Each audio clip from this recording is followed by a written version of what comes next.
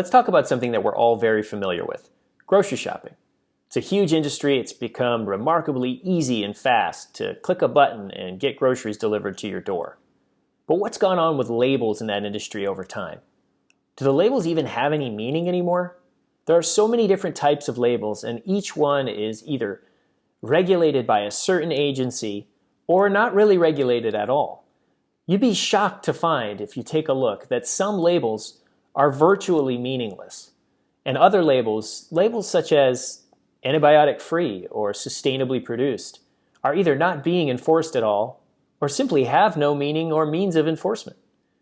They used to be ways for the producer or the farmer even to tell their story in brief to you as you look at your options. But now they're just marketing tools to get you to buy the product with little to no recourse if they're misleading. Don't take my word for it. Check out the FDA's website, particularly Part 101 food labeling, Section C, for example.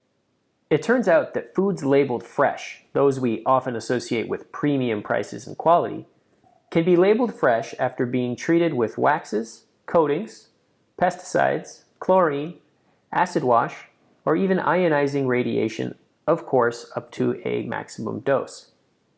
I never want to rebrand other companies as either completely good or completely bad, but let's just call it what it is and give you two examples of very reputable brands in the grocery market space. And we don't want to depress you, but we want to get you to critically think. If you waited to get to the aisle before you start educating yourself about products, I'm afraid the world of marketing is too complicated for anyone, no matter how savvy the grocery shopper might be. Let's first look at Thrive Market, a new online delivery grocer with the words organic and sustainable splattered all over their website. When I try to buy shrimp on this website, there's not much detail. Then if I zoom in to the smallest print on the page, here's what we find. Disclaimer: information statements and reviews regarding products have not been evaluated by the FDA. Also, Thrive Market assumes no liability for inaccuracies or misstatements about products. So let's paraphrase what just happened. Here's a new company that's doing the right thing and saving the planet, and yet, if you try to buy one of our products, we will claim no responsibility for anything that we just said about how great our products are.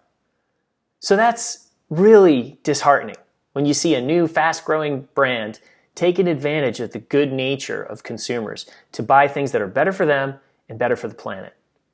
I mean, it's upsetting. You could probably tell by my voice that it's not only shocking, but it's infuriating. Because at first I thought, wow, a great new brand. Maybe I could even sell and distribute through them and we could work together to make a bigger change more quickly. Well, no, it's just not the case. These people are trying to turn around and make as much money as possible for shareholders at any cost. And they don't care about what you and I actually want our dollars to go towards. Something to think about. So there's another major problem with Thrive's offering, and this carries on to a lot of other marketplaces. Wild, sustainable shrimp is pretty much an oxymoron. There's less than 1% of the shrimp fishers out there that are doing things that could be even close to be called sustainable. While the catches are dwindling across the fisheries for the most part, people are saying that trawling a net on the bottom and catching shrimp and 63 billion other pounds of animals that we dump back dead every year, that's sustainable?